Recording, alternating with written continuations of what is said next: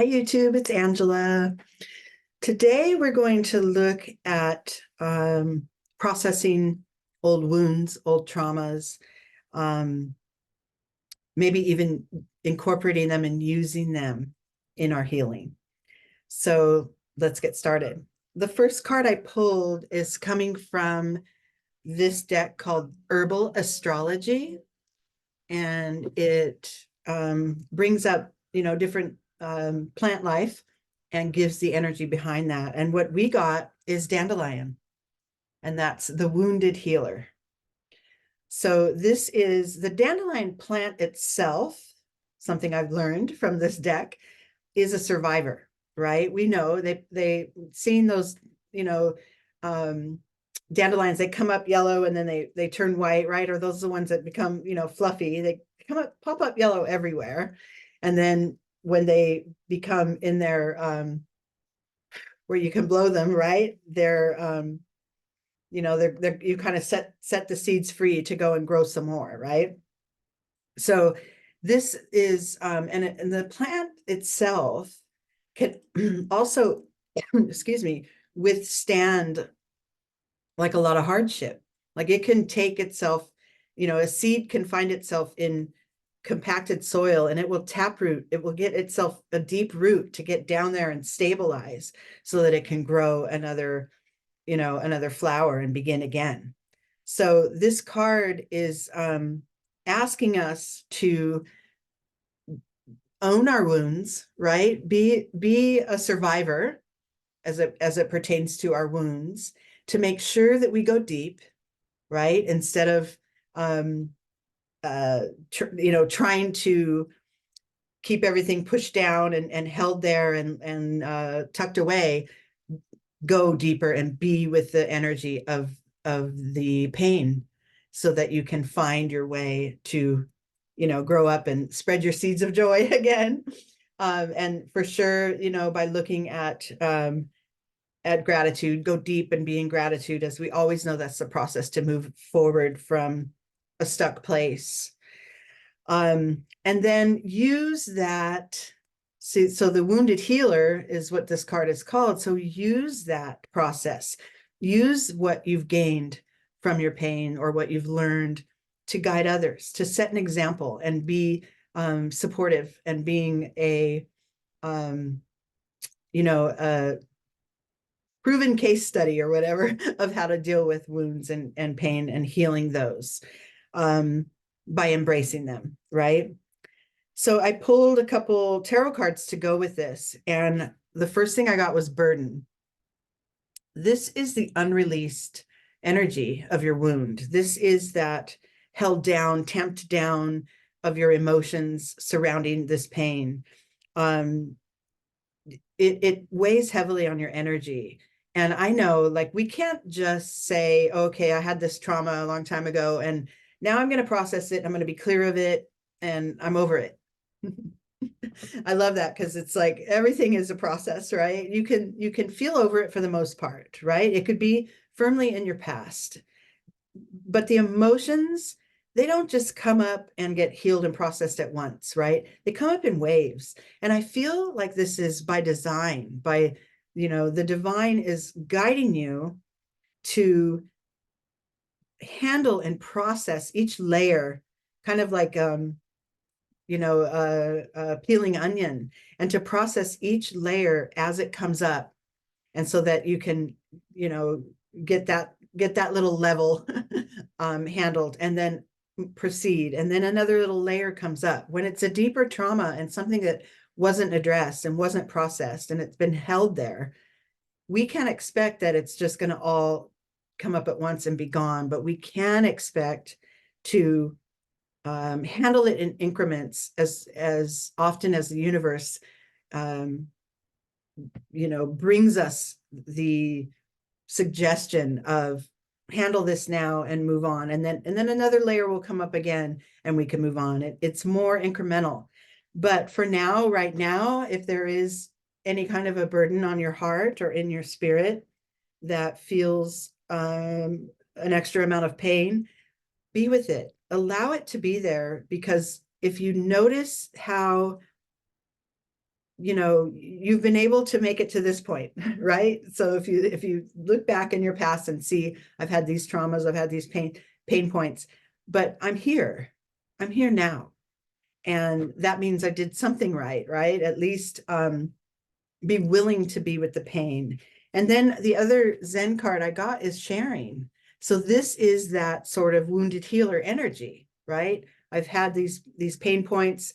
I've been willing more, you know, in my growth journey, I've been more willing to be with these things as they arise and then let them fall away as each next layer comes up.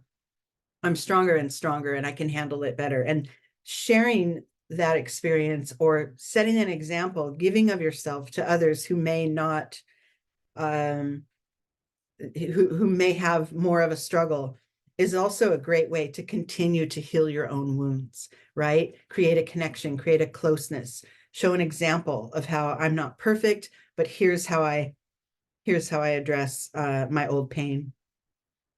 The next oracle I got is coming from the Wild Mystic Oracle deck, and I got family.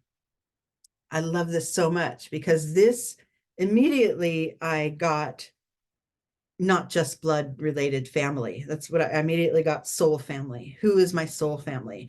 And then I went and read a little further how the seahorses, you know, they it's not just a, you know, one-on-one thing forever, right? We can change and shift and create our soul family according to where our soul is aligned at any given time. And some people in your soul family are there temporarily, and then they move on, you know, to help with an aspect of yourself, to help put a mirror to you, to help you process something and move through. And then maybe they leave your soul family for a temporary time. This is a fluid thing, right? This is a who is in my circle now where I could lean on for support, where I can, you know, help me heal, and I can do the same for them, right? Who is around me, and identify those people in your current state of being. Who is it that could be there for you to hold you through some of this processing of old wounds? And then I got guidance to go with that. This is trusting. This is not only like recognizing who is there in support, but also following your guidance, your own inner being, as to when maybe that support lessens, you know, it becomes lighter. Maybe somebody gets distracted with something else and you shift into another rendition of your soul family, but always there's support. And if it's not a physical person, you know, in front of you, it could still be from a distance. It could still be part of the collective that's there supporting you. But always we can find the support when we need to. It may not always come from people that are related to you by blood, but those soul family members are always around. They're always there. And if you listen to your inner guide, you will recognize that quickly. Then I got the Rebel. And this is as a result of tapping into your network of souls and finding stability and finding a way to share your pain and share how you processed different levels of your pain. You feel more aligned. The Rebel is just your full self, your full sort of unapologetically being yourself out there. And when you feel more aligned, when you feel you have the support, you feel safer to be in this energy. And that's an important aspect to focus on, because your true self, right, always feels safe to be so around your soul family. But sometimes when we're feeling less than ourselves, or we're addressing old pain points, that doesn't feel, even the soul family doesn't even, the support sometimes isn't even enough in our own minds to keep us feeling stable. But always going within and always just staying aligned with your truest point of being, your truest self, that will always help smooth that over and help you move forward into an energy of anchoring the light. This is coming from the Matt Kahn deck, the healing mantra. These are very simple cards, and they give great guidance into how to different spiritual aspects of ourselves that we can really tune into to help heal. And I got anchoring the light, and this is, the back of it says, the light is always in me, is always within me, which is the truth, right? That rebel knows, right? Here's my light. I'm going to let you all see. But once you start to identify and really align with your inner light, then this is calling for a further an anchoring of it. So it's a further stability. It's keeping that in place. And that light is now what you move from. That light is now what you use to guide you into the next step. So you go from the darkness of pain and woundedness, and you're already finding your way into the light with the support of your soul family. So that's wonderful. I do have these tarot cards that came out with this anchoring the light card are interesting because I pulled Thunderbolt. So if you see, and it's perfect for this energy, anchoring the light, because this figure here, the central figure, is lit, there's the fire is lit up in all the chakras, right? So it's literally anchoring the light of your passion, the light of your fire, the light of who you really are. And then as it starts to align and move up through the chakras, it creates the thunderbolt, which then takes the negative or the darkness or the old energies that we don't need anymore, and lets them fall away. So anchoring in your light is giving you a stability within and creating a power, almost a power source of helping your soul to realign. And then the excess waste can fall away. That is leveling up from your wounds, right? That's finding that one new layer of, an old wound, something that came up and reminded you. If you anchor in your light, find your support, anchor in your light, and let that stuff rise and fall away.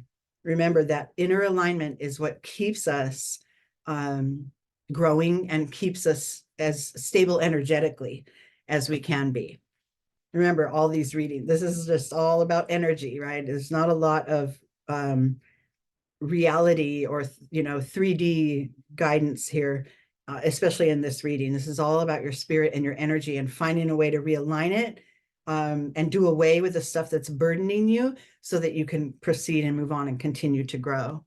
I got moment to moment. I seem to get this one a lot in a lot of the readings because it's so important, right? After anchoring the light and then letting it rise up in us and letting the old stuff fall away, now we must pause, right? We must stay aligned.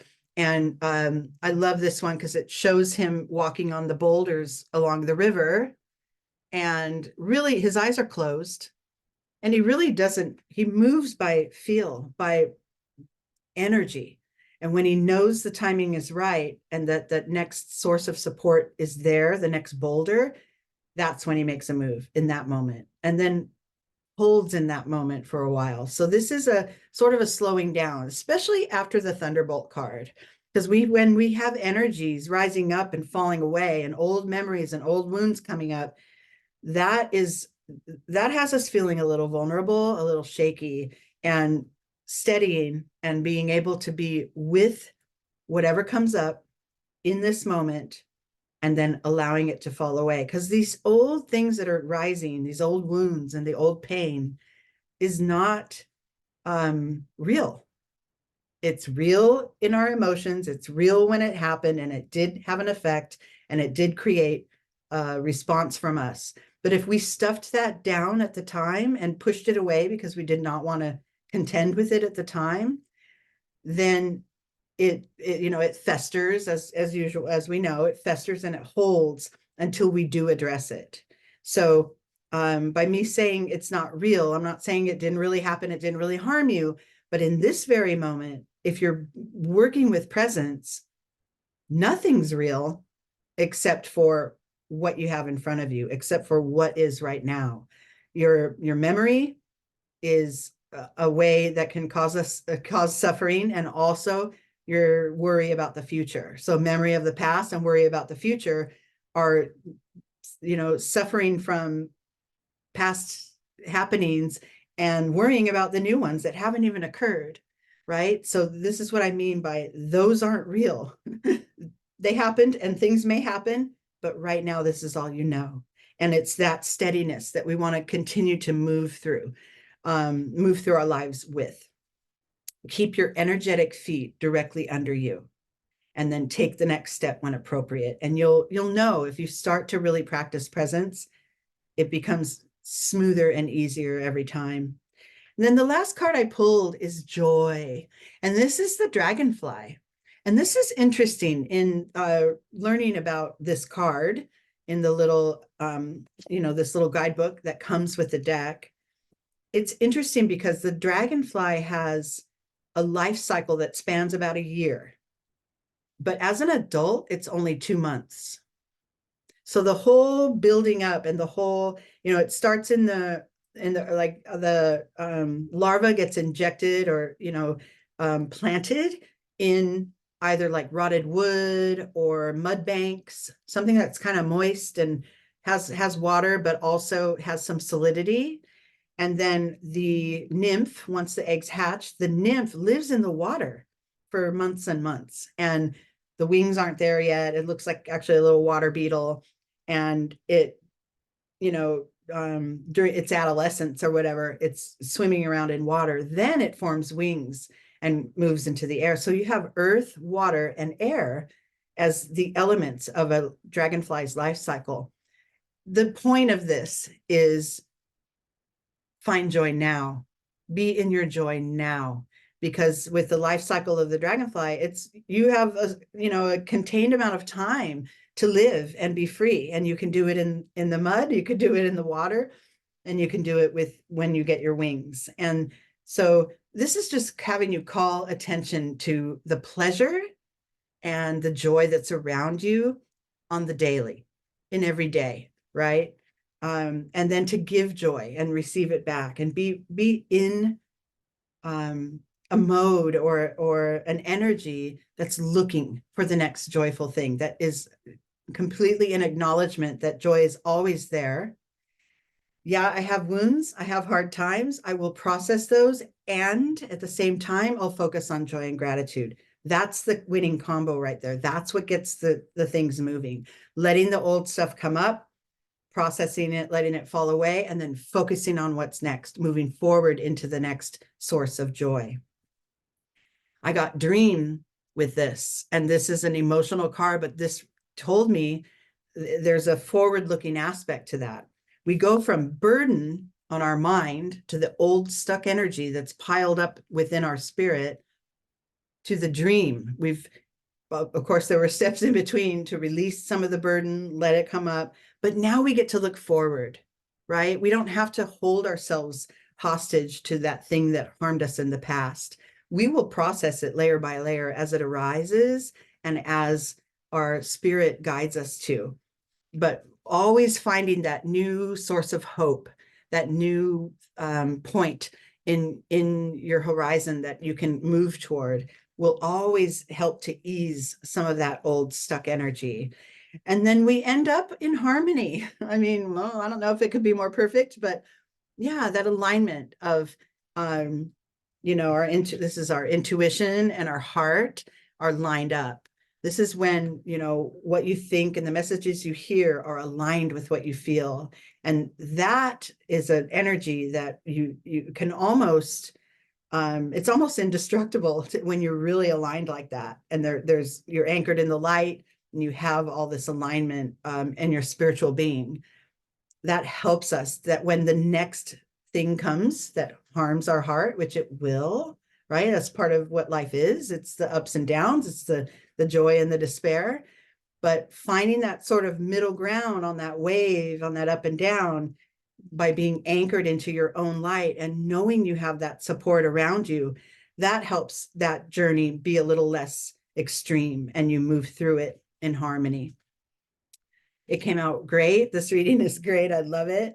I know we all have old wounds and we are all survivors. We can make it through as long as we line things up in our experience that will contribute to our success, our soul family, our own inner light, going toward gratitude and joy. Those things that's a perfect combination to get us moving past pain and past these wounds.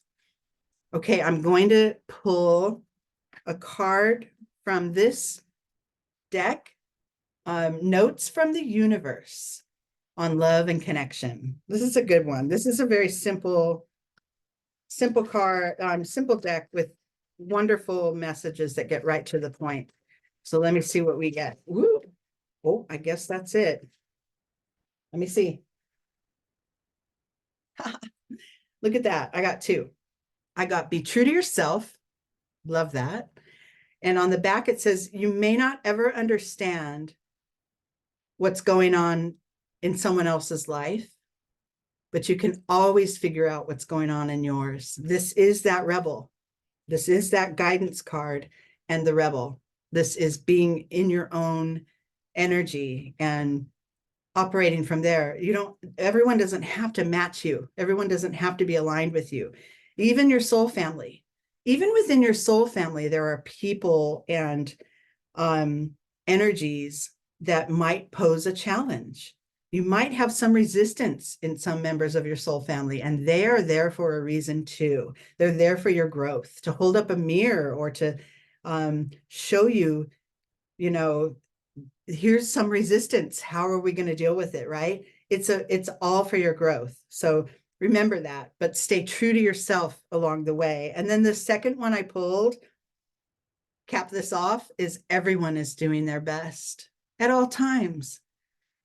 For whatever we have learned to this point in our life, and for whatever we have experienced, and something comes up and it's challenging, we're doing our best in every moment with the tools that we have and the knowledge that we have and the experience that we've gained.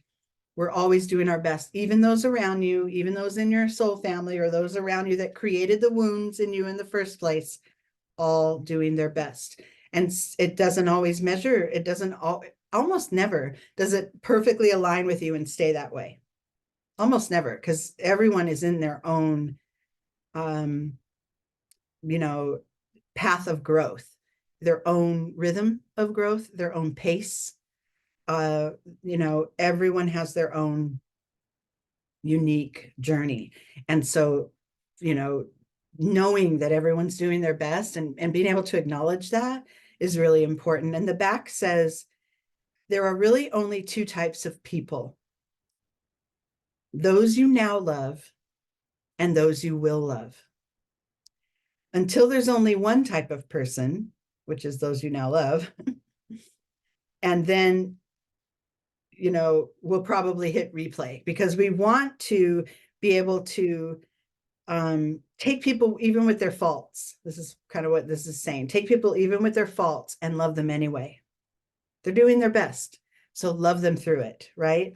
And if your soul family can be there for you, then you can be that source as well with that sharing. You can be that source for others as well, to help them move through whatever trials and tribulations they might be experiencing. So that is it for today. Thank you for being here, and I'll see you soon.